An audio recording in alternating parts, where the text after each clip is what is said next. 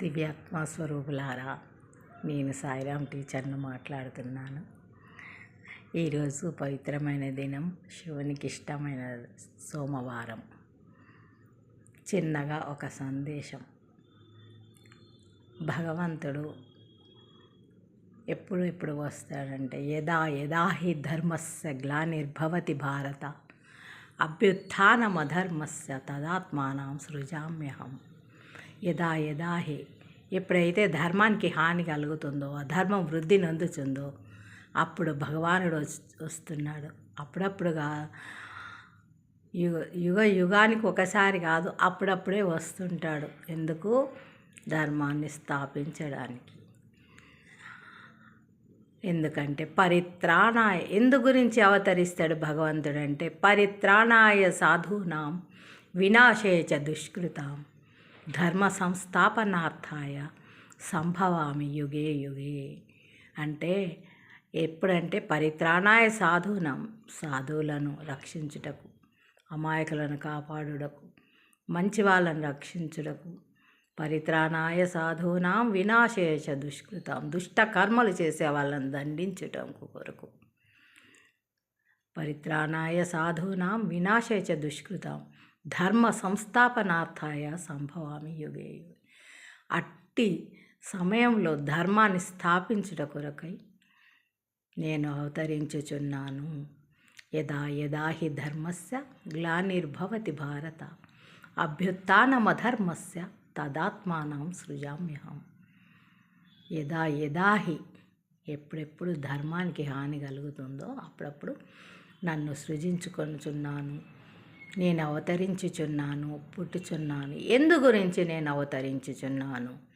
పరిత్రాణాయ సాధూనాం వినాశేయ చ దుష్కృతాం ధర్మ సంస్థాపనార్థాయ సంభవామి యుగే యుగే. ఎప్పుడు నేను ఎందుకు? ధర్మాన్ని స్థాపించుటకు, అధర్మాన్ని రూపుమాపుటకై, సాధువులను, సజ్జనులను, మంచి వాళ్ళను కాపాడడం కొరకు, నేను ధర్మ సంస్థాపన కోసం, అట్టి వారిని కాపాడడం కోసం నేను అవతారంగా వస్తున్నాను, అవతారం దాల్చి వస్తున్నాను. ఈ శ్లోకం భగవద్గీతలది. నాకు చాలా చాలా ఇష్టం. ఒకటి భజన.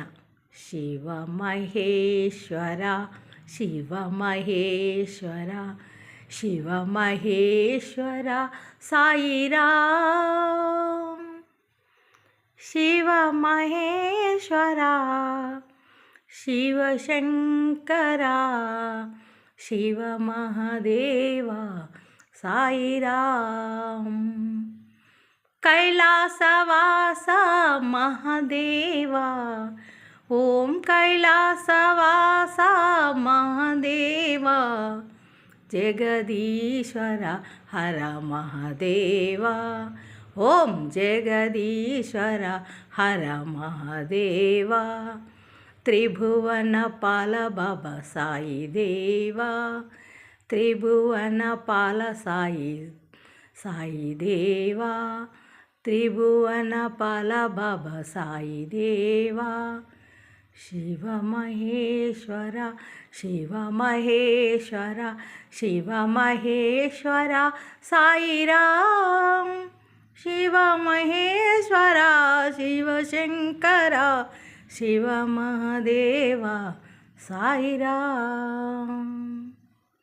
దివ్యాత్మ స్వరూపులారా, ఒక భజన నాకు వచ్చింది, పాడాను. తర్వాత నేను ఒకటి చెప్పదలుచుకున్నాను. ఒకసారి ధ్రువుడు అరణ్యవాసంకి వెళ్తున్నాడు. తపస్సు చేసుకోవడానికి మహారాజా భవనం వీడి వెళ్తున్నాడు. అరణ్య ప్రాంతంకి వెళ్తూ ఉంటే నారద మహర్షి ఎదురయ్యి, ధ్రువ, అంతఃపురంలో అమ్మ గోరు ముద్దలు తినిపిస్తూ పరిచారకులు సేవ చేస్తుండగా మంచిగా మహారాజు కొడుకుగా నువ్వు ఎన్నో సౌఖ్యాలు సుఖాలు అనుభవించావు. ఇంత చిన్న వయసులో నువ్వు కనీసం చెట్టెక్కి కూడా పళ్ళు తెంపుకోరాదు. ఇంత చిన్న వయసు లోపల నువ్వు తపస్సు చేస్తా అని పోతున్నావు, కానీ నీకు కష్టం ఉంటుంది. అందుకని నువ్వు తిరిగి రాజభవనంకి వెళ్ళిపో అమ్మ దగ్గరికి అని చెప్పి, రాజభవనం వెళ్ళిపోవాలి అని చెప్తాడు నారద మహర్షి. అప్పుడు ధ్రువుడు ఏమంటాడు, నారద మహర్షి గారు, నేను భగవంతుని నమ్ముకొని బయలుదేరిన ఎన్ని అడ్డంకులు వచ్చినా ప్రాణం పోయినా సరే చావైనా బ్రతకైనా నేను ఎదుర్కొంటాను. రక్షించేవాడు అతడే, శిక్షించేవాడు అతడే. ఆ భగవంతుడిని నమ్ముకున్నప్పుడు ఆ భగవంతుడే కాపాడుతాడు. శిక్షించినా సరే, రక్షించినా సరే. నేను అతన్ని నమ్ముకొని అరణ్యవాసంకు తపస్సు చేసుకోవడానికి వచ్చాను, నేను తిరిగి వెళ్ళను అని నారద మహర్షికి చెప్పాడు బదులుగా ధ్రువుడు.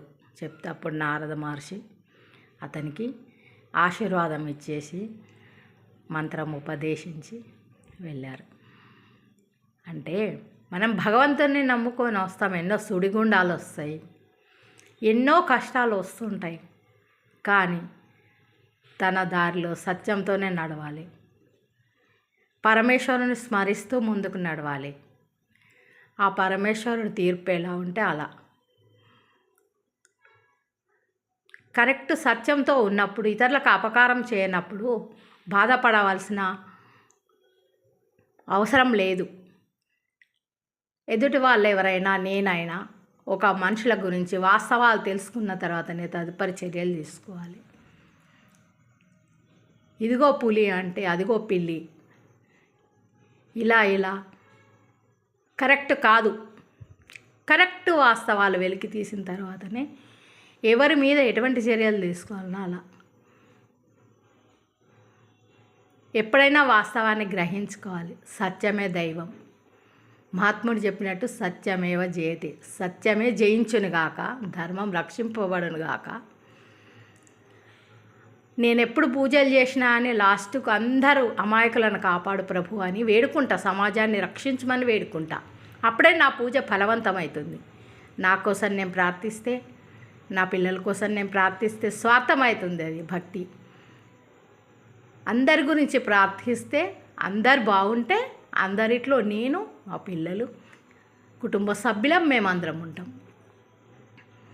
అందుకని నేను భగవంతుని ఎప్పుడూ ఎన్ని పూజలు చేసినా, ఎన్ని చేసినా కానీ అందరి గురించి కూడా విశ్వ ప్రార్థన చేస్తాను.